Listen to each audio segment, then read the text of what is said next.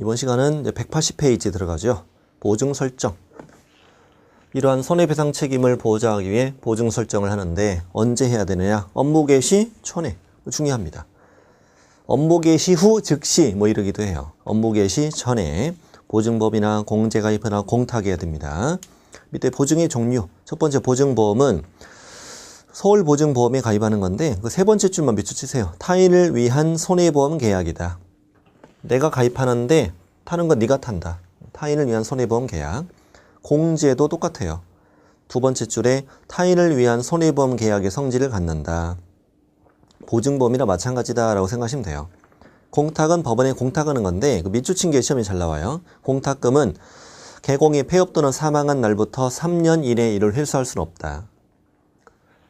사고 치고 폐업하고 공탁금 빼가버리면 청구 안 되잖아요. 그래서 3년 안 뺀다 이거. 폐업 사망 3년 못 뺀다 이거죠. 어려운 거 아니죠? 되게 잘 나와요. 자, 보증 설정 금액은 이것도 숫자 기본이에요. 법인은 주된 사무소 2억 이상, 분사무소 둘 때마다 1억 이상 추가. 밑에 분사무소 3개 두었다면 2 더하기 3이라고 푸는 거예요. 총 5억 이상이라고 답하셔야지 3억이라고 하면 안 돼요. 법인 전체는 얼마냐 이게 물어볼 때. 다음 법인이 아닌 개공, 공인중개사인 개공과 부칙상 개공 아저씨 둘. 법인이 아닌 개공 1억 이상. 우리 다른 법률에 따라 중개업할 수 있는 법인은 지역 농협만 규정돼 있어요. 1,000만 원 이상. 숫자 특이하죠? 저 밑에 보증 설정 시기 신고. 밑줄 되게 중요합니다. 중개사무소 개설 등록하고 업무 개시 전에. 업무 시작 전에. 뭐 업무 개시 전이야 똑같은 거죠. 개설 등록하고 업무 개시 전에. 틀리게 되게 잘 나와요. 저 오른쪽 저 위에 중개사무소 개설 등록 전에 X 주의. 중개사무소 개설 등록 신청할 때 보증 설정이랑 다 틀립니다. 되게 잘 나옵니다. 이거. 등록을 하고 업무 개시 전에 보증을 설정하고 증명서류 갖추어 등록 한정에 신고해야 됩니다. 신고해야 되는데 다만 오른쪽에 어려운 거 아닌데 익혀두세요. 보증보험, 보증보험회사, 공제사업자, 공탁기관이 보증 사실을 등록 한청에 직접 통보해 주었다면 이 신고는 생략할 수 있다. 보통 협회 공제 가입하면 협회에서 등록 한청에 통보해 주거든요. 그래서 신고는 생략할 수 있다는 말이에요. 동그라미 2번 손해배상 책임 보증 설정 신고서를 써내는 거예요. 이거 뒤에 가면 서식도 있을 거예요. 여기에 다음의 서류를 첨부하는데 전자문서 포함도 가능하다. 보증보험 증서 4번, 공제증서 4번, 공탁증서 4번 첨부한다. 동글 3번 되게 중요합니다. 농업협동조합법에 따른 지역 농업협동조합이 부동산 중개업을 하고 싶다. 이때는 업무 개시 전에, 농협도 업무 개시 전에 1,000만 원 이상 보증 설정하고 증명서류 갖추어 등록 한청에 신고해야 한다. 농협도 신고하라 이거야. 농협도 신고하라. 주의할 점이 이게 공인중개사법에 있는 법조문이에요. 우리 대통령령 24조 3항에 규정된 법조문이니까 주의해야 돼. 중개사법에 있는 법조문이에요. 농협도 업무 개시 전에 보증 설정해서 증명서류 갖추어 등록 한청에 신고해야 돼. 그러면 5로 풀어야 되지. 이게 그렇지 않으면은 농협이 왜 신고해? 농협은 신고 안 하겠지? 이렇게 생각하면 큰일 납니다. 농협도 이 법조문을 알아야 됩니다. 다음 보증의 변경. 기존의 보증을 다른 보증으로 변경하고 싶다면 공백기간이 있으면 안 되겠죠. 밑줄. 이미 설정한 보증에 효력 있는 기간 중에 다른 보증을 설정해 신고해라. 이렇게 나와요. 이미 설정한 보증의 효력이 만료되는 즉시 X. 동그라미 2번. 보증법이나 공제 가입했는데 기간이 만료되네. 기간의 만료로 인하여 재가입을 한다는 거야. 기간의 만료로 인한 재가입을 할 때는 언제까지? 만료일까지 다시 보증을 설정해서 신고해야 한다. 만료일까지. 만료일부터 15일 이내에 이렇게 나오니까 조심해야 돼. 만료일까지. 꼭 15일이라고 해요. 다음 3번. 이것도 다 생략할 수 있다는 거고. 양으로 3번. 별표. 자, 여러분 거래 당사자는 이러한 보증 제도를 잘 알아볼라? 몰라. 그럼 개공은 거래 당사자에게 이 보증 제도를 설명해 줄 의무가 있어요. 나로 인해서 손해가 발생하면 지금 나는 보증법회사, 공제사업자, 공탁기관 이 중에 어디 가입했으며 보장 금액은 얼마짜리고 보장 기간은 언제까지다 라고 설명해 줄 의무가 있는 거예요. 언제? 중개가 완성된 때. 저 끝에 주의. 완성되기 전에 X 매우 조심해야 돼. 완성된 때. 아니 완성이 안 됐는데 이걸 설명할 이유가 없지. 손해가 있을 리가 없는데. 응? 집 안 산대 돌아간대. 근데 개공이 붙잡고 이거라도 듣고 가. 응? 이거라도 좀 갖고 가. 이건 말이 안 되잖아요. 완성된 때 거래 당사자에게 손해배상 책임 보장에 관한 아래 세 가지를 설명하고 설명도 하고 그리고 보증 관계 증서 사본을 교부하거나 전자문서를 제공해라. 이거 위반하면 100만 원 이하 과태료라고 뒷장에 적혀 있을 거예요. 100만 원 이하 과태료도 중요해요. 100만 원 이하 과태료도. 보증에 대해서 설명해야 돼. 그리고 보증 관계 증서 사본이나 전자문서를 제공해야 돼. 완성된 때. 자, 뒤로 갑니다. 동그라미 2번은 부연 설명이고요. 심학습 볼게요. 중개가 완성됐을 때 주는 거 세 가지. 확인설명서 안 줬어. 업무정지. 거래계약서 안 줬어. 업무정지. 보증관계증서 사본이나 전자문서 안 주면 100 이하 과태료. 그렇군요. 그렇군요. 완성됐을 때 양쪽 다 주는 겁니다. 양쪽 다 주는 게 이런 게 있다. 양그러 4번 중개 의뢰인이 보증보험금, 공제금, 공탁금을 지급받고 싶어요. 그러면 다음의 서류 중 하나를 첨부해서 보증기관에 직접 지급을 청구하세요. 손해배상 합의서도 괜찮아요. 판결문 사본, 화해조서 같은 거 해도 됩니다. 그래서 합의서, 판결, 조서 해보시죠. 시작. 합의서, 판결, 조서. 보증의 유지 1번 별표. 1번 별표. 여러분 합의서 판결 조서를 청구했어요. 청구했더니 보증보험 공제가 1억을 물어줬어요. 1억을 물어주면은 이 보증보험 공제는요. 건마다 1억씩 보장해 준다는 말이 아니라 건마다 1년 동안 계속 1억씩 보장해 주면 망하지. 말도 안 되는 거고 1년 동안 합산액 1억까지 손해배상 합산액 1억까지 보장해 주는 거예요. 그럼 1억을 다 물어주잖아요. 그럼 이건 효력이 없어요. 효력이 없으니까 앞으로 중개를 계속 하려면 둘 중에 하나를 다시 가입을 해야 돼요. 다시 가입을 하고 공탁이면 내가 넣는 금액이 다 빠져나간 거잖아요. 이걸 채워야 돼요. 며칠? 15일. 공인중개사법에 딱 한 번 나오는 15일. 그래서 보증보험금, 공제금 또는 공탁금으로 손해배상했구나. 그럼 15일 안에 보증보험 또는 공제에 다시 가입하거나 공탁금 중 부족하게 된 금액을 보전해야 합니다. 동그라미 2번에 첫 줄 끝에 보증보험금, 공제금으로 손해배상했을 때는 보증보험 또는 공제에 다시 가입해야 됩니다. 근데 공탁금만 물어볼 때는요. 부족금을 보전한다 이렇게 답하셔야 됩니다. 예를 들어 보증보험 공제로 물어줬는데 부족금을 보전해라. 그럼 틀리는 거예요. 이게 동그라미 1번이 다 나오면 맞는 거고 동그라미 2번처럼 나눠서 물어볼 때도 보증보험 공제로 물어줬을 땐 다시 가입이라 풀고 공탁을 물어줄 땐 부족금 보전 이렇게 푸는 거지 보증보험 공제로 물어줬는데 부족금 보전 이러면 안 된다고 해요. 짝이 맞아야 된다 이거야. 밑에 손해배상 책임 범위는 그냥 읽어만 가도 다 이해돼요. 보증기관은 중개행위로 발생한 손해에 대해서 보증 한도 한해 안에서만 책임지는 거지. 그런데 개공은요. 여기서 1억을 물어줬다. 구상권 들어오잖아요. 구상권 들어오니까 예를 들어서 나에게 이자에게 1억 2천의 손해가 발생했다면 2천 부분은 또 별도로 얘한테 청구할 수 있단 말이에요. 구상권 1억, 별도 2천이니까 개공은 전부 책임져야 되는 거죠. 전부. 예를 들어 개공은 내 자신이 가입한 보증 설정 한도 내에서만 책임진다. 그럼 틀리는 거예요. 책임지는 거죠. 그래서 전부 책임진다. 오른쪽 처 위에 두 번째 줄. 개공은 당사자에게 발생한 모든 손해에 대하여 배상 책임을 진다. 이렇게 답하셔야 됩니다. 3번. 분사무소에서 사고 터졌다. 분사무소 3개다. 근데 한 군데 사고 터진 거예요. 이때 의뢰인은 1억까지 청구하느냐, 보증기관에 아니면 5억까지 청구할 수 있냐 이거죠. 전체 보증 설정 한도 안에서 청구할 수 있어요. 전체 한도 내에서 보증기관에 청구할 때는. 자, 밑에 공제계약은 뭐냐면 판례인데 1번은 시험에 나왔고 2, 3번 아직 안 나왔는데요. 협회와 개공 사이에 1년에 한 번씩 공제계약이라는 걸 하거든요.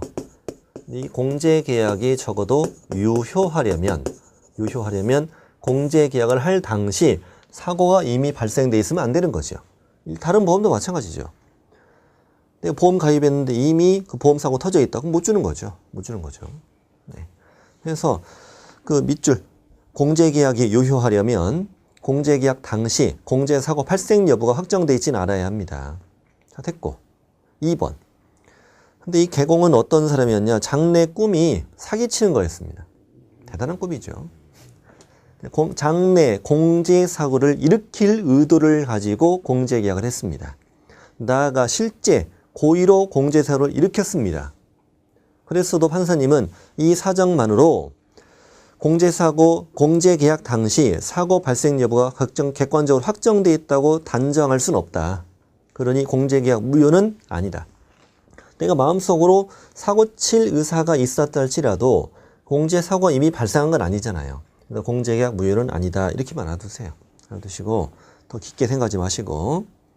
다음 3번은 협회가 개공의 기망행위를 이유로 공제계약을 무효 또는 취소를 한 거예요.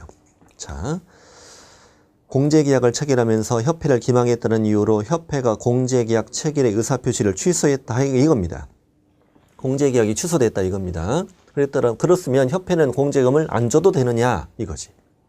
이 판사님은 아니래. 계약은 개공이 하는 거지만 타는 건 얘가 타는 거잖냐. 그러니 의뢰인이 그 개공에 저 기망행위가 있었다는 것을 알았다는 등의 사정이 없다면 공제금은 줘야 된다 이렇게 얘기하는 거예요. 그렇죠. 둘이 짜고 한 게 아닌 한 나는 그런 사정을 모르잖아. 주긴 줘야 된다는 거죠. 그래서 두 번째 줄 당사자가 그 개공의 기망행위가 있었음을 알았거나 알 수 있었다는 등의 특별한 사정이 있는 경우가 아니라면 그 취소를 가지고 당사자에게 대항할 수는 없습니다. 그리고 저 끝에 협회가 공제계약 무효를 주장하는 경우도 마찬가지가 됩니다. 이런 얘기입니다.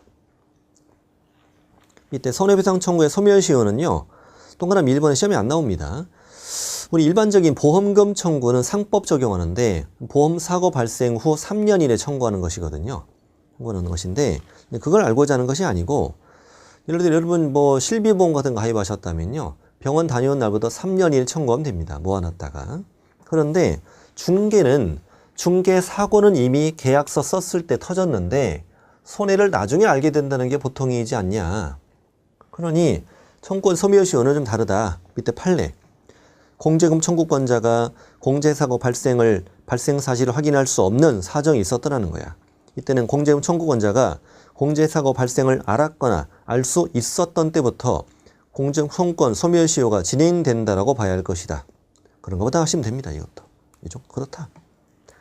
밑에 2번은 참고로 읽어보세요. 참고로 읽어보시고 그 다음 페이지 위반 시 제재.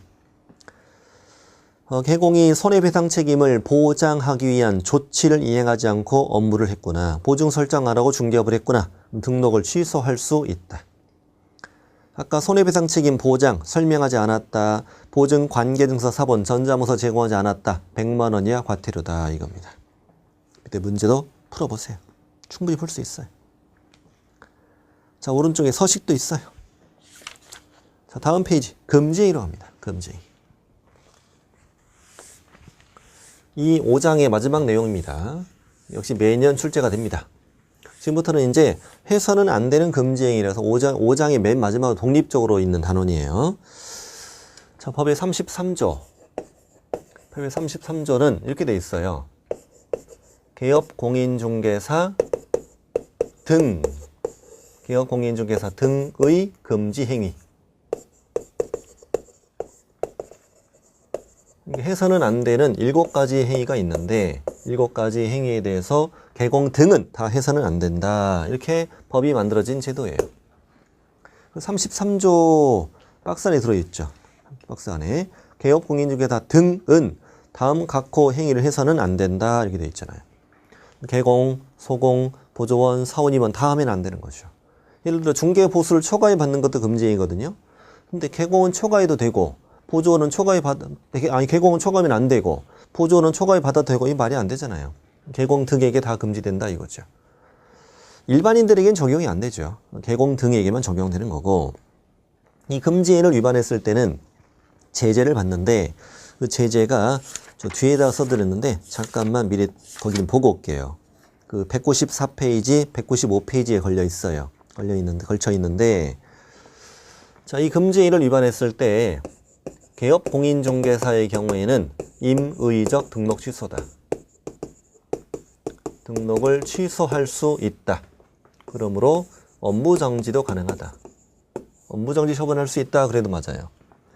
자, 소속 공인중개사가 금지인을 위반했을 땐 자격정지. 자격정지. 이 행정처분은 중개보조원은 받지 않잖아요. 이 행정처분이고, 그다음에 형벌도 들어가. 형벌. 형벌의 경우에는 어떻게 되느냐? 이런 식으로 외우게 될 거예요. 지금부터 판, 매, 명, 수. 이건 1년 이하 징역 또는 1,000만 원 이하 벌금. 그다음에 관, 직, 쌍, 투. 원래 7가지인데 이따가 이게 하나에 2개 들어있거든요. 이건 3년 이하 징역 또는 3천 이하 벌금이다. 이렇게 됩니다. 그럼 개공이 판매명수 위반했다. 그럼 임동치 그리고 1-1. 개공이 관직상투 위반했다. 그럼 임동치 그리고 3-3 이런 얘기예요. 자, 이거 판매 앞글자 따서 외우는 부분이고요. 자, 금지인은 이렇다. 이런 제재를 받는다 이겁니다. 그럼 이제 187페이지로 다시 옵니다. 187. 금지행의 내용. 문제 내는 건 이거예요. 금지행위인 것을 찾아라. 금지행위가 아닌 것을 찾아라. 이렇게 나오는 문제입니다. 그리고 이제 이 순서대로 써놨어요. 판매, 명수, 관직, 상투. 법조문은 순서는 아닌데 일부러 제가 이렇게 썼어요. 제 마음 있잖아. 제가 쓴 책인데 뭐. 나만 강의하는데 뭐. 자, 순서대로 썼습니다. 판.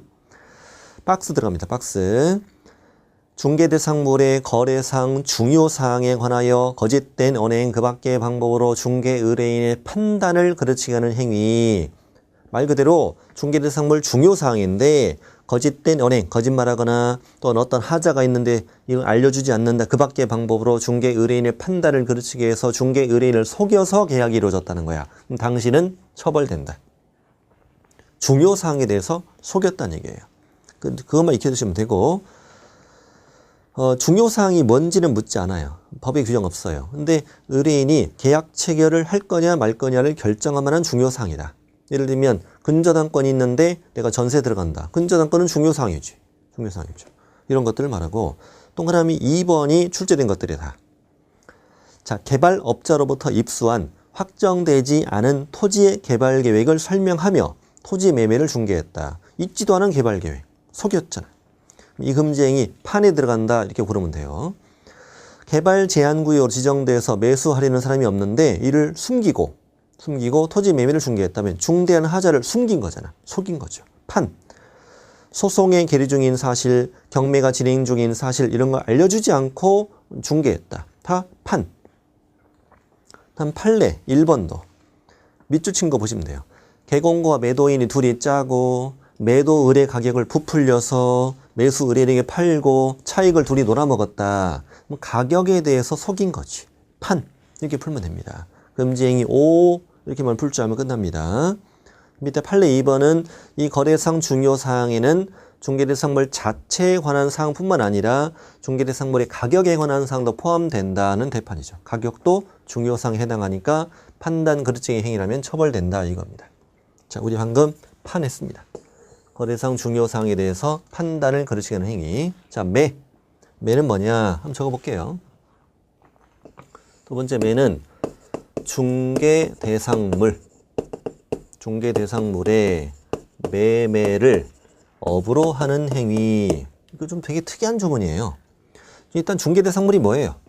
토지, 건축물, 임목, 광업재단, 공장재단인데 이거에 대해서 사고, 팔고를 반복적으로 하면 당신은 처벌된다 이거죠. 우리 매자로 외우는 거. 매. 자, 우리는 직업이 중개업이죠. 그렇기 때문에 부동산에 관한 정보를 많이 알게 돼요. 근데 이걸 내가 사고 팔고를 반복적으로 한다면 나는 이거 투기 목적으로 이용될 가능성이 높다는 거야. 당신네들은 중개업을 하는 자들이니까 매매업, 사고 팔고를 반복적으로 하지 마. 그러면 처벌된다. 이렇게 만든 정말 특이한 거예요. 이건 제목을 외우지 않으면 풀 수가 없어. 자, 토지업, 매매업, 금지행위. 건축물 매매업, 금지행위. 심지어 임목, 광업재단, 공장재단 매매업도 금지행위 이렇게 문제 풀면 돼요. 끝. 근데 중개대상물이 아닌 건 상관없죠. 그래서 자동차 매매업, 금지행위 아니지. 새우깡 매매업 아닙니다. 작년에 어떻게 나왔냐? 28회 때 시험에는 건축 자재 매매업 금쟁이냐? 아니다. 건축 자재 건축물 아니잖아. 아니죠. 중개대상물이 아닌 거, 중개대상물이 아닌 거의 매매업은 금쟁이 아닙니다. 토건 입관공 매매업은 다 금쟁이다라고 풀고, 시험에는 아직 안 나왔는데 임대업 이건 금쟁이는 아닙니다. 임대업 매매업이 금쟁인 것이고. 근데 이제 저 밑에 동그라미 3번 같은 걸 보면요, 시험에는 안 나옵니다. 매매업은 매매를 반복적으로 하는 거잖아요. 그럼 반복적으로 했을 때가 도대체 몇 번부터 했을 때가 반복적인 거냐는 안 물어봐요. 확실히 정해진 게 없잖아요. 그래서 그냥 매매업 이렇게만 나와요. 내가 거주할 목적으로 집을 산다 이런 걸 위반으로 볼 수는 없지 않느냐 뭐 이런 건데, 그런 걸 묻진 않아요. 참고하셔요. 참고.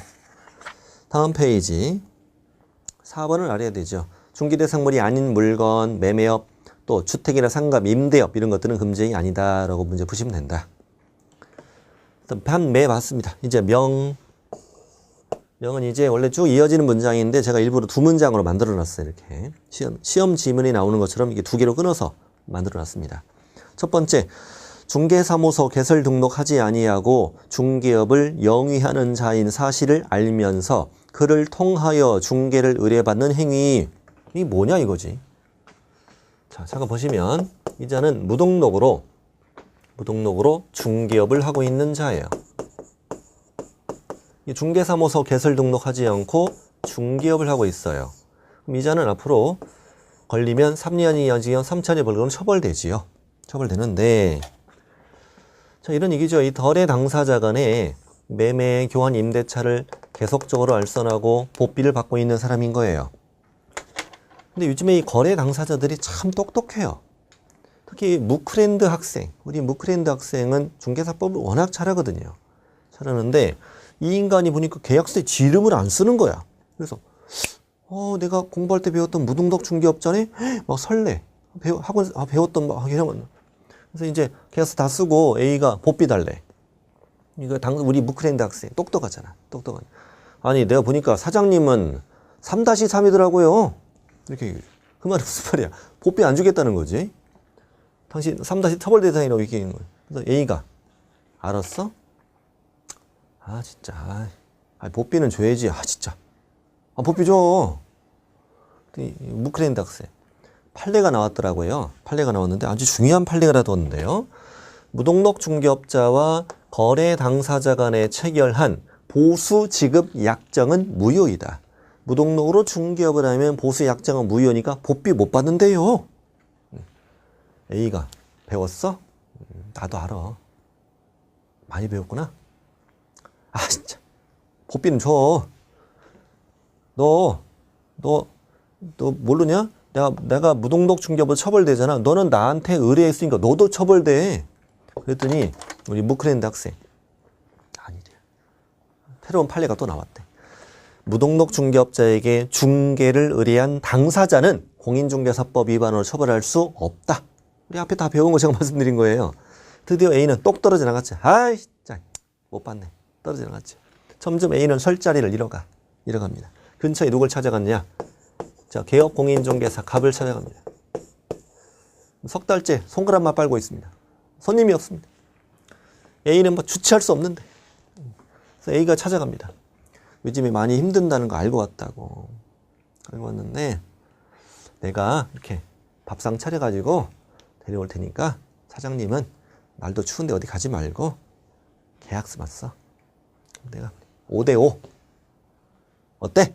갑이 콜 그랬다 이거야. 자, 그러면 이 갑이 입장으로 볼 때 저자가 무등록 중개업자라는 걸 알면서, 그자가 무등록 중개업자라는 걸 알면서 그를 통하여 중개를 의뢰받았다. 이렇게 하면 무등록 중개업을 하는 자와 협력했다는 거예요. 그를 통해 중개에 의뢰받았다.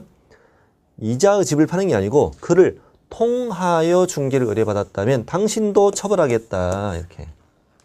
무등록 중개업을 하는 자와 협력했으니까. 범죄 행위자와 협력했다는 거죠. 자, 또 하나 이어져. 두 번째 문장. 저자가 무등록 중개업을 하는 자임을 알면서 그에게 자기의 명의를 이용하게 했다. 그에게 자기의 명의를 이용하게 하였다. 우리 명자로 이용하는 겁니다. 또 처벌하겠다 이거야. 이거지. 이제 적극 찾아가서 오히려 물어와. 내일은 팔구면서 물어와. 이렇게 하는 거죠. 자, 이 그림을 이해하시면 됩니다. 이 문장은 뭔지 알겠죠? 이렇게 하면 이제 금쟁이다. 판매명. 안 꼽니다. 이 문장을, 박스 안에 들어있는 문장을 그대로 냅니다. 그대로 내면 금쟁이 오 이렇게 하면 훑으면 돼. 됐고 이제 수. 자, 네 번째 박스 들어갈게요. 사례 증여 그 밖에 어떠한 명목으로도 중개 보수나 실비를 초과하여 금품 받는 행위는 1-1이다 이거죠. 중개 보수가 어느 정도 되느냐라는 건 다음 시간에 배워요. 그러니까 그 밑에 있는 내용을 참고하시고요.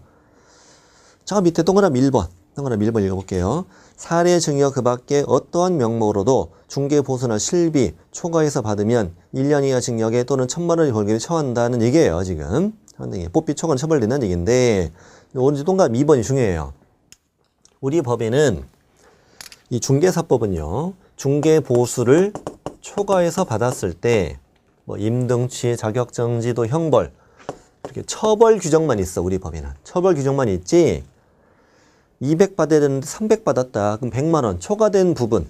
초과된 부분이, 초과하여 받은 부분이 유효인지 또는 무효인지에 대한 법 규정이 없어요. 초과해서 받았다 이거야. 그러면 먹고 처벌되냐? 유효면. 무효. 처벌도 되고 초과된 걸 뱉어야 되냐? 이거에 대한 규정이 없다는 거야. 자, 근데 결론은 뭐로 돼 있다? 무효이다라는 대판이다. 대판. 대법원 판례다. 그래서 이 초과 금지 규정은 강행 규정으로 봐야 된다. 강행 규정. 초과에 받지 마라는 규정은 강행 규정이다. 따라서 밑줄 초과 금지 규정은 한도를 초과하는 부분에 대한 사법상 효력을 제한하는 강행 규정이다. 그러면 O. 효력 규정이에요. 단속 규정이 아니고. 또 한도를 초과하는 부분은 무효입니다. 전부 무효 X 조심해야 됩니다. 이거. 전부 무효가 아닙니다. 밑에 판례를 읽어보시고요. 초과 금지 규정은 한도 초과 부분을 사법상 효력을 제한하는 강행 규정이다. O. 초과 범위 내에서 무효이다. 그래서 한도를, 그 판례 두 번째 줄, 한도를 초과하는 보수 약정은 한도를 초과하는 범위 내에서 무효이다. 초과된 건 반환. 받기 전이면 못 받죠. 자, 밑에 반가로 3번에 1번. 중개 보수 말고 별도로 사례비, 감사비, 수고비 받는 것도 위반이냐? 그러니까 이제 중개 보수, 영수증, 그리고 나머지 초과된 건 감사비 이렇게 다른 명목으로 받았다는 거야. 이것도 위반이냐? 그렇다. 왜 아까 법조문에 뭐라고 돼 있었어요? 사례 증여 그 밖에 어떠한 명목으로도 초과해 받지 마 이렇게 돼 있었잖아요. 그래서 사례비, 감사비, 수고비, 목욕비 다 위반이라고 해야 돼. 또 중개 보수 말고 선물 받는 것도 위반이다. 선물. 선물 받는 것도 위반이다. 아니다? 위반이다. 왜? 한도를 초과하여 선물, 돈 받아도 위반이고 선물 받아도 위반이다. 이게 선물 받아도 위반이라고 해야 돼. 지금까지 나왔던 그 선물들이야, 시험에서. 금 한 양의 행운이었어도 나오고 미술 작품도 나왔어. 다 위반이다 이거야. 동그라미 2번은 요즘엔 잘 안 나오는데 순가중개계약. 우리 공인중개사법은요. 일반 중개계약과 전속중개계약만 있잖아요. 근데 이론적인 계약이에요. 순가중개계약이라고 했댔어요. 순가중개계약이 뭐라면 의뢰인이 개공한테 우리 집 팔아주고 나한테 3억만 안겨주라고 3억에 초과해서 팔면 초과된 부분은 당신이 복비로 가지라고 이런 걸 순가중개계약이라 해요. 근데 순가중개계약을 체결하면 아무래도 복비 초과 가능성이 높아지죠. 3억이면 집이면 0.4, 120밖에 안 되거든요. 근데 3억 1,000에 받았다고 하면 1,000 내가 가져가는 거니까 복비 초과 가능성이 높아지지. 그러나 이 순가중개계약 자체를 위반으로 볼 수는 있다 없다. 없다. 그건 약정일 뿐이니까. 결과적으로 처벌됩니다. 그러니까 그 약정 자체로 위반은 아니고 순가중개계약을 체결했어도 결과적으로 중개보수를 초과해 받으면 위반이다. 중개보수 초과해 받지 않으면 위반이 아니다 라고 그럽니다. 3번도 아주 중요합니다. 이 중개보수 초과 금지 규정은 중개 행위에 대해서만 적용되는 거죠. 중개에 대해서만. 그럼 개공이 한 행위가 중개 행위가 아니라면 중개보수 적용이 안 되는 거죠. 그중에 제일 잘 나오는 게 분양대행. 분양대행은 중개업이 아니란 말이에요. 우리 겸업에서 배웠죠. 상업용 건축물과 주택의 분양대행. 그러니 분양대행하고 또 상가 권리금을 알선하는 것도 중개가 아니잖아요. 이걸 하고 받는 보수는 중개보수를 초과해 받아도 위반이 아니다. 밑에 주의에 있는 지문처럼 이 주의는 반드시 외워야 됩니다. 아주 잘 나옵니다. 보삐 초과 여기만 읽으면 안 됩니다.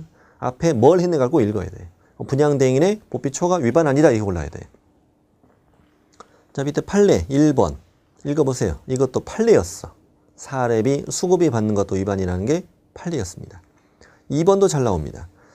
개공이 뭘 받았냐? 한도를 초과하는 금액의 수표, 유효한 당좌 수표를 받았어요. 한도 초과하는 수표. 근데 뒷장 가보니까 그 수표를 받는 단계에서 곧바로 금지행위가 성립되는 것이다. 기수, 범죄 성립이라고 그래요. 그러니 나중에 수표가 부도 처리되었거나 의뢰인에게 그대로 반환되었더라도 위 제거 성립에는 아무런 영향이 없다. 이번에도 시험에 나왔는데 한도를 초과해서 받았는데 초과 부분을 반환했다. 그래도 위반이다. 이거죠. 위반이다. 초과를 받았을 때 이미 금지는 된 거니까. 3번 판례는 분양대행이죠. 아까 나왔던 거. 분양대행하고 받는 금원은 이 법에서 초과 금지된 금원이 아니다. 중개보수 적용이 안 된다. 금지행위가 아니다. 이겁니다. 4번은 나중에 심화학습 가서 하겠습니다. 여기서 아직 안 보셔도 되고요. 시험이 아직 안 나온 거예요. 자, 5번은 아주 중요합니다. 분양권. 잠깐 칠번 보실게요. 분양권의 이제 매매를 중개한 거예요. 중개했는데, 자, 아파트의 총 분양가는 5억입니다. 현재 갑이 아파트를 분양받았습니다. 그리고 이제 계약금으로 5천을 치렀대. 5천을 치렀고 중도금을 1차를 냈대요.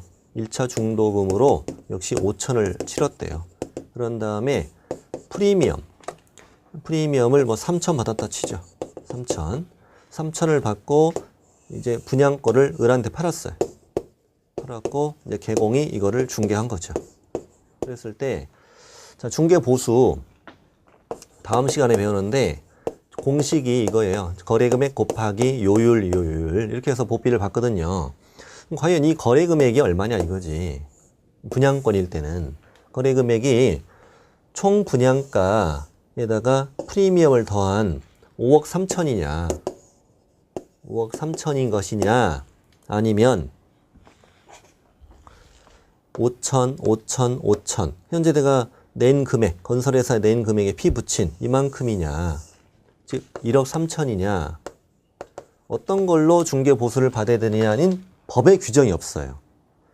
근데 개공은 5억 3천으로 해서 복비를 받은 거야. 이것이 과연 위반이냐 아니냐. 자, 위반이다 아니다? 위반이라고 그랬어. 왜 그랬냐. 자, 분양권 매매에 있어서 거래금액 여기서 이 거래금액이라는 것은 당사자가 거래 당시 수수하게 되는 총 대금이라고 봐야 한다. 실제 이 분양권을 둘이 사고 팔면서 주고받은 금액. 그럼 실제 이건 얘한테 갑한테 1억 3천 주고 산 거잖아. 그리고 나중에 내가 잔금을 또 이게 중도금 잔금을 치르는 거지 이게. 실제로 둘이 주고받은 금액이 거래금액이라는 것이 아니겠느냐 해석상. 이건 결국 계약금, 기납부원 중도금의 피를 합한 금액인 것이다. 이와 달리 장차 건물이 완성됐을 경우를 상정하여 총 분양대금과 프리미엄을 합산한 금액으로 거래금액을 산정한다는 취지의 주장은 인정할 수 없다. 여전히 너는 위반이다 이런 얘기예요. 그렇게 하면 위반이다 이 말입니다. 이렇게 문제 풀면 돼요. 총 분양가의 프리미엄 합한 금액이 거래금이다 그러면 X. 계약금, 기납번 중도금의 피를 합한 금액이 거래금이다 이면 O 이렇게 푸는 거예요. 푸는 건데 그 다음 이어지는 건 뭐냐면 개공이 나는 지자체 조례를 잘못 해석해서 초과에 받았어요. 다음 시간에 배우는데 주택의 중개보수는 지방자치단체 조례로 정하거든요. 난 지자체 조례를 잘못 해석해서 초과에 받은 거예요. 난 해석을 잘못했으니까 좀 봐주세요. 그랬더니 판사님이 웃기고 있네. 야, 네가 제대로 해석 안 하면 누가 해석하냐. 그래서 너는 지자체 조례를 잘못 해석해서 초과에 받은 경우도 정당한 착오로 인정할 수 없으므로 처벌 대상이 된다. 이렇게 문제 푸시면 돼요. 지자체 조례를 잘못 해석해서 초과에 받은 경우도 처벌된다. 6번은 위에 한 5줄만 읽어보세요. 권리금에 관한 내용이야. 권리금은 중개 대상물 아니었잖아요. 권리금 알선, 중개 보수 적용되지 않는다. 보비 초과 위반 아니다 이 말이에요. 자, 방금 우리는 뭘 봤어요? 판매 명수 봤어요. 관직상 투억합니다. 관. 자, 5번의 박스. 관계법령은 주택법을 의미합니다. 관계법령에서 양도알선이 금지된 부동산의 분양, 임대 등과 관련 있는 증서. 여기까지가 통보를 한다라고요. 이건 이제 부동산의 분양과 관련 있는 금지 증서라고 그래요. 다시 부동산의 무엇과 분양과 관련 있는 금지 증서라고 해요. 대표적으로 이건 뭐냐면 청약통장이에요. 오른쪽에 다 적혀 있어요. 청약통장. 여러분 청약통장은 어떤 법에서 거래를 금지하고 있느냐? 주택법. 주택법에서 거래를 금지하고 있고 왜 금지하느냐? 청약통장은 아파트를 분양을 받을 수 있는 증서죠. 분양을 받은 게 아니라 분양을 받아가지고 분양권이 되면은 그때는 팔아도 되거든요. 분양받을 수 있는 증서는 청약통장을 닥치는 대로 사서 청약통장 사가지고 신청해서 몇 개 분양 당첨되고 피 받고 팔고 돈 벌까봐 남의 통장으로 돈 벌 수도 있잖아요. 이게 투기 목적으로 이용될 수 있잖아요. 그러니까 이 부동산의 분양과 관련 있는 금지 증서 이런 것들은 주택법에서 거래를 금지하고 있어요. 당연히 이 금지 증서를 개공은 매매나 교환을 중개하면 돼? 안 돼? 안 되지. 자기가 직접 매매업을 해서도 돼? 안 돼? 안 돼. 이거는 좀 세다. 3-3이다 이 말이에요. 관직상투. 부동산의 분양과 관련 있는 증서. 딱지를 접지도 말고 치지도 마라. 이렇게 하면 돼요. 이건 이 문장만 잘 이해하면 됩니다. 이 문장만 잘 익히면 됩니다. 관계법령에서 양도알선이 금지된 부동산의 분양, 임대 등과 관련 있는 증서, 청약통장, 매매 교환을 중개하거나 매매업하면 3-3이다. 이렇게 공부하면 돼. 자, 동그라미 1번에 쭉 부연 설명 읽어보십시오. 읽어보시고 동그라미 2번. 개공 등이 이러한 주택법에서 양도알선 금지하고 있는 부동산의 분양과 관련된 금지 증서, 매매 교환을 중개하거나 매매업하면 금지행위로 3-3이 된다 이 말이고. 동그라미 3번은 한번 읽어보세요. 심화학습에서 또 다룰게요. 동그라미 4번이 잘 나오는데 아파트의 특정 동호수에 대한 피분양자로 선정되거나 분양계약에 체결된 분양권. 이건 이미 몇 동 몇 호가 나왔고 분양계약 체결됐잖아요. 이것은 과연 금지증서이냐 아니냐에 관한 내용. 금지증서이냐 아니냐. 결론은 이다 아니다? 아니다라는 대판이에요. 이게 굉장히 오래전인데 그 밑에 판례에 보면은 1989년에 접수된 거잖아요. 1989년 당시 자 개공이 아파트 분양권을 중개했는데 개공이 이제 5번 위반이다. 이거 위반이다라고 이제 기소가 된 거예요. 왜 그 기소된 이유는 뭐냐? 현재 분양권인 상태에서 그 현재 주택은 현재 존재하지 않는다는 점. 주택이 눈앞에 없어. 중개대상물 아니지 않냐? 이런 주장. 또 분양권은 말 그대로 부동산의 분양과 관련이 있는 증서잖아. 부동산의 분양과 관련이 있는 증서잖아. 이거는 이 금지 증선에 이렇게 해서 이제 기소가 된 거죠. 그때 판사님이 그 증서는 그 증서가 아니야. 여기 금지행위 들어있는 증서는 거래가 주택법에 인해서 금지되고 있는 증서, 부동산의 분양과 관련된 증서, 청약통장 같은 거 분양받기 전에 그 상태를 말하는 거고 이건 이미 분양계약이 체결돼가지고 동호수가 나왔지 않냐. 그러니까 이거는 금지증서 아니야. 아니고 이거는 현재 존재하는 건물은 아니지만 장래의 건물이라고 봐야 돼. 그러니까 이거는 앞으로 중개 대상물이라고 해라이. 그러니까 이 분양권이 중개 대상물이 된 사건이야 이게. 이 사건이. 이 금지행위냐 아니냐에서 나온 사건에서 결국 이게 중개 대상물이 돼버린 거야 이게 분양권이. 그러니까 분양권 중개 대상물이 됐고 개공만 중개할 수 있고 이 분양권 중개했을 때 복비 이렇게 받으라는 거예요. 복비 이렇게 받으라. 이렇게 연결되는 거야 이게 다. 그렇구만. 알겠어. 그래서 이 금지 증서에 포함되지 않는다 이렇게 문제 푸시면 돼요. 문제 푸시면 됩니다. 자, 5번도 해결했고 6번. 6번의 제목을 보니까 중개 의뢰인과 뭐 하지 마라. 직접 거래를 하지 마라. 또 하나 거래 당사자와 쌍방 대리하지 마라. 거래 당사자. 중개 의뢰인과 직접 거래라는 것은 자, 개공이 갑이고 이자가 매도를 원하는 의뢰인이라 합시다. 이자가 아파트 팔아줘요. 그래서 개공이 알았어요 하면 무슨 계약이 체결돼? 중개계약. 중개계약이 체결되었지. 그러면 개공이 상대방을 찾아서 중개를 해야지. 그런데 이자와 직접 매매 계약을 했다는 거야. 그러면 당신은 3-3이다 이런 말이에요. 중개 의뢰인과 직접 거래, 계약하지 마라. 왜? 안 팔리는 거 사줬는데. 그게 아니고 뭐 그럴 수도 있지만 이거는 왜 샀겠냐? 뭔가 많이 남은 게 있으니까 사겠지. 그럼 얘는 선수고 얘는 초짜인데 얘를 발라먹을 수도 있지 않냐 이거. 이거 큰 손해를 볼 수도 있지 않냐. 이걸 내 이익을 위해서 쓰지 않겠냐. 그러니까 중개 의뢰인과 직접 계약하는 걸 다 금지하자. 근데 주의할 점이 직접 거래니까 이 안엔 매매만 포함되는 건 아니지. 매매 또 교환, 임대차를 다 하지 마라 이 말입니다.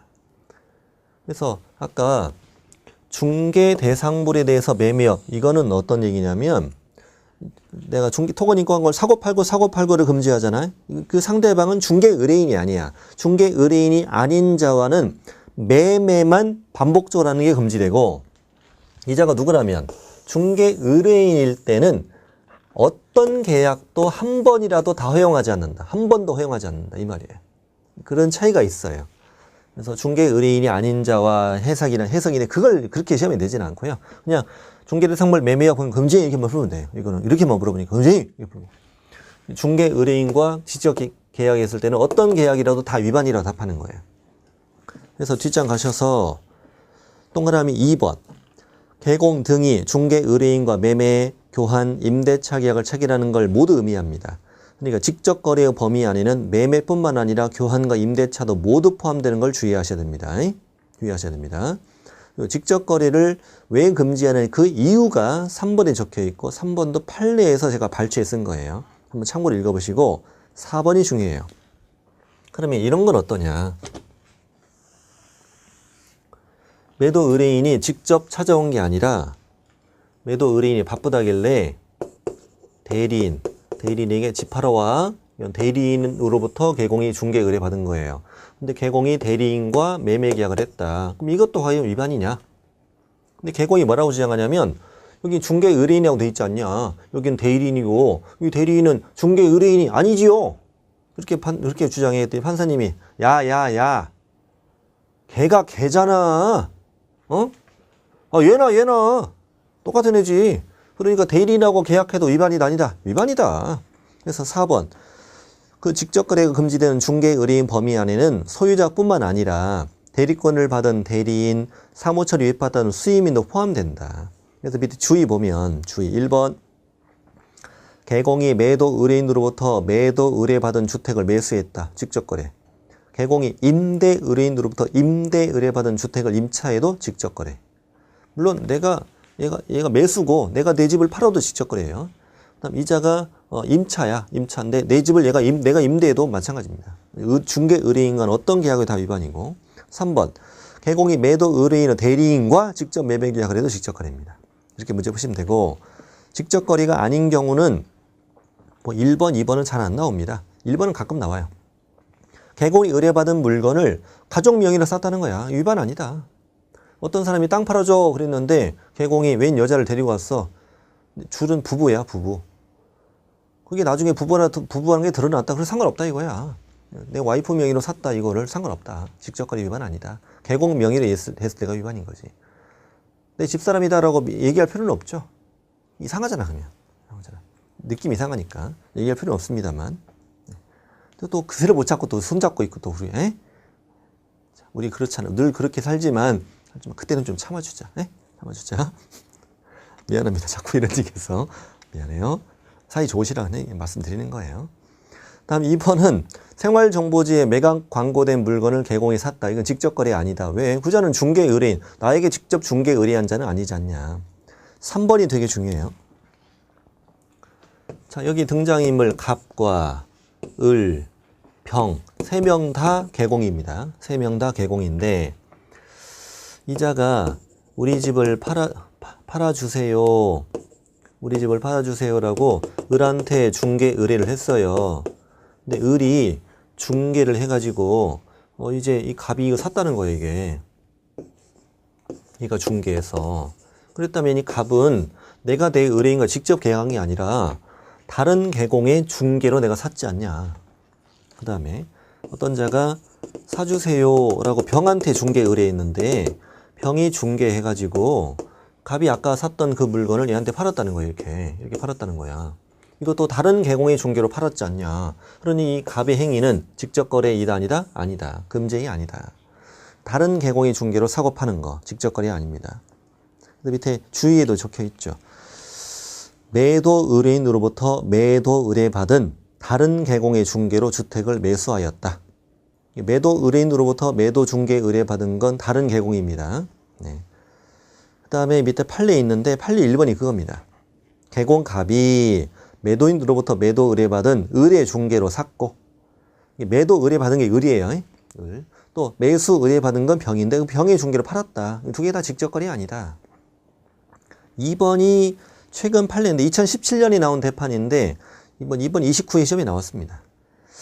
이 과연 직접거래 오른쪽에 그 밑줄만 보시면 되는데 직접거래 금지 규정은 단속 규정이냐 아니면 강행 규정이냐, 효력 규정이냐. 강행 규정, 효력 규정 같은 말이잖아요. 그러니까 의뢰인과의 이 계약이 무효냐고. 여러분 이게 무효가 된다면 의뢰인들은 이거를 언제든 다시 돌려받을 수 있다는 말이 돼버리잖아요. 일단 내 집을 팔았는데 한 달이다 보니까 막 집값이 폭등하네. 매도인이 뭐래? 무효 내놔. 말이 안 되지 않냐 이건. 이건 아니지 않냐. 그래서 직접거래 금지 규정은 강행 규정, 효력 규정이 아니라 단속 규정이다. 처벌만 될 뿐이지 이 계약은 중개 의뢰인과 직접 계약한 이 계약이 무효가 되는 건 아니다 이거죠. 그러니까 직접거래 맞습니다. 쌍방대리는 두 사람 모두로부터 대리권을 받아서 계공 혼자서 계약서 쓰고 있는 거죠. 이것은 어느 한쪽에 불이익을 줄 수 있기 때문에 쌍방대리를 금지하고 있고요. 민법에서도 금지하고 있지만 이 법에서 금지는 처벌 대상 3-3이다. 쌍방대리를 하면 3년 이하 징역 3천에 벌금 처벌된다 이거지. 주의만 보시면 돼요. 임대 의뢰인, 임차 의뢰인 모두를 대리해서 임대차 계약 체결했다. 쌍방대리 금지. 근데 중요한 건 2번이에요. 일방대리. 계공이 임대 의뢰인을 대리해서 임차 의뢰인과 둘이 계약서 쓰고 있다. 이건 일방대리죠. 이 사람으로부터 내가 대리권 받아가지고 계공이 임차 의뢰인과 계약을 한다. 실제 그렇게 많이 하잖아요. 전세계약 같은 거 할 때 계공이 집주인 대리권 받아가지고 계공이랑 임차인 둘이 계약서 많이 쓰잖아요. 이게 일방대리라고 그래. 일방대리는 금지가 아니다가 매우 잘 나옵니다. 매우. 자, 마지막 투기조장 행위. 투기조장 행위도 두 가지입니다. 두 가지인데 그 박스 밑에다가 또 두 개로 나눠서 놨어요. 반가로 1번 들어갑니다. 탈세 등 관계법령을 위반할 목적으로 소유권 보존 등기나 이전 등기 하지 아니한 부동산을 매매했다. 여기까지 묶어보세요. 어디까지 묶냐면 탈세 등 관계법령을 위반할 목적으로 소유권 보존 등기나 소유권 이전 등기를 하지 아니한 부동산의 매매 여기까지 이렇게 묶어보세요. 묶어보시면 이건 뭐라고 읽냐면 미등기 전매 이렇게 적어보세요. 미등기 전매. 이게 무슨 말이냐면요. 민법에서 중간생장 등기 공부하잖아요. 그러니까 A 걸 B가 샀는데 B 앞으로 뭘 하지 않고 등기하지 않고 다시 C에게 넘기는 거. 이걸 우리 그러죠. 자, 다시 읽어요. 탈세 등 법을 위반할 목적으로 소유권 보존 등기나 소유권 이전 등기 하지 아니하고 다시 부동산을 뭐 했다? 매매했다 이거지. 여기까지가 미등기 전매죠. 이것을 계공이 뭐 했다? 중개했다. 이 미등기 전매를 뭐 했다고? 이거를 중개했다고. 중개했으면 나는 뭘 한 거야? 너의 투기를 도와준 거지. 그래서 투기를 조장은 행위다. 이 문장 구조를 잘 이해하셔야 돼요. 다시 탈세 등 관계법령을 위반할 목적으로 소유권 보존 등기 안 했어. 소유권 이전 등기 안 했어. 그리고 다시 부동산을 매매했어. 이거 미등기 전매지. 이거를 뭐 했다? 중개했어. 이거를 뭐 중개에서 투기 조장 행위다 이거야. 자, 됐고 밑에 동그라미 1번은 탈세 투기 목적으로 미등기 전매를 한 자. 대표적으로 얘죠. 물론 가담에서도 같이 처벌되는데 미등기 전매를 한 자는 이 자는 개공이 아니고 의뢰인이잖아요. 다른 법 위반이에요. 이 미등기 전매를 어디서 금지하냐면 부동산 등기 특별조치법이라는 법에서 금지해요. 이 미등기 전매를 하면 무려 3년 이하 징역이나 1억 이하 벌금이에요. 3년 이하 징역이나 1억 이하 벌금이나 됩니다. 되게 세요. 근데 이 미등기 전매를 뭐한? 중개한 개공은 투기조장으로 중개사법 3-3 3년 이하 징역 3천 이하 벌금이다. 이 관계를 말씀드린 거예요. 미등기 전매를 중개한 거죠. 중개. 당사자는 미등기 전매를 한 거고. 자, 그 얘기고요. 다음 페이지 2번은 밑에 판례 내용인데 이 판례 한번 읽어볼게요. 판례 박스 안에 분홍색 박스 안에 읽어볼게요. 부동산을 매수할 자력이 없는 갑입니다. 이 갑은 뭐 자금이 충분하지 않다는 거죠. 이 갑이 전매 차익을 노려서 을로부터 이 사건 부동산을 매수했습니다. 갑이 을의 부동산 샀어. 그리고 계약금 걸어놨어. 그리고 중간 생략 등기 방법으로 단기 전매하여 각종 세금을 포탈하려는 것을 개공이 고용한 보조원 병이 알고 동조하여 전매를 중개했다. 그러니까 갑의 미등기 전매를 도와줬다는 거지. 자, 거기 있는 얘들로 한번 이름을 써보면은 갑이 을로부터 을의 부동산을 갑이 샀어. 갑이 샀는데 이걸 이제 중개보조원 병이 이걸 도와줬다 이거지. 뭐라고 한 거예요? 야, 계약금만 걸어, 계약금만. 네? 내가 너 이거 비싸게 되팔아가지고 너 돈 벌게 해줄게. 우리 둘이 놀아먹는 거야. 이렇게 한 거지.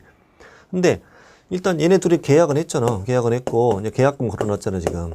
중도금 날짜는 다가오잖아요. 중도금 날짜 다가오는데 이걸 전매 차익이 생길 만한 가액으로 사겠다는 사람이 나타나지 않는 거 이거 큰일 내고 중도금 날짜는 다가오는데 중도금 이행을 못하면 계약금 날라가잖여. 그래서 이제 똥줄이 타들어가네. 어쩔 수 없이 이 보조원이 처음에 얘가 산 거보다 더 싸게 되파는 것을 도와주고 말았다 이거야. 그게 적혀있는 말이에요. 계약금 등을 몰취당하는 등의 손실을 방지하기 위해 처음에 매수대금보다 더 싼 값에 전매하게 되어서 갑이 결과적으로 전매처를 올리지 못했다는 거지. 그래서 오히려 손해를 봤지. 손해를 봤어. 이제 갑이 뭐래? 너 죽고 나 죽자고 지금. 그랬더니 이제 이 병이 뭐라고 주장하냐면 아니 내가 언제 투기를 조장했어요. 얘 손해를 조장했지요. 저는 제 행위는 투기 조장 행위가 아니에요. 그랬더니 판사님이 웃기고 있네. 초딩이냐? 어쨌든 네 목적은 투기 조장이었잖아. 그런 얘기죠. 그래서 투기 조장에 해당한다는 얘기예요. 동그라미 3번, 동그라미 2번 잘 읽어보세요. 읽어보시고 되게 절입 잘 나와요. 자, 반가로 2번. 이거는 뭐 읽고만 가면 돼요. 전매 제한된 부동산. 이만 몇 줄 써보세요. 전매 제한된 부동산. 관계 법령에 따라 전매가 일정 기간 제한되어 있는 부동산이야. 이거의 매매를 도와줬어. 그럼 이것도 투기 조장한 거지. 예를 들면 뭐 투기 과일지구는 분양가 못 팔잖아요. 분양가 못 파는데 이걸 파는 걸 도와줬다는 거죠. 전매가 제한된 부동산 매매를 중개했다. 투기 조장 행위다. 이 단원이 양이 좀 많죠. 양이 좀 많아도 문제 풀 때 어렵진 않아요. 우리가 이 정도 알고 있으면 거의 다 풀 수 있습니다. 문제 풀어보지 말죠. 다 풀립니다. 자, 고생하셨고요. 다음 시간에는 만나서 이제 중개보수를 공부하게 됩니다. 이제 개공의 의무는 다 끝났습니다. 그리고 다음 시간에 뵙도록 하겠습니다.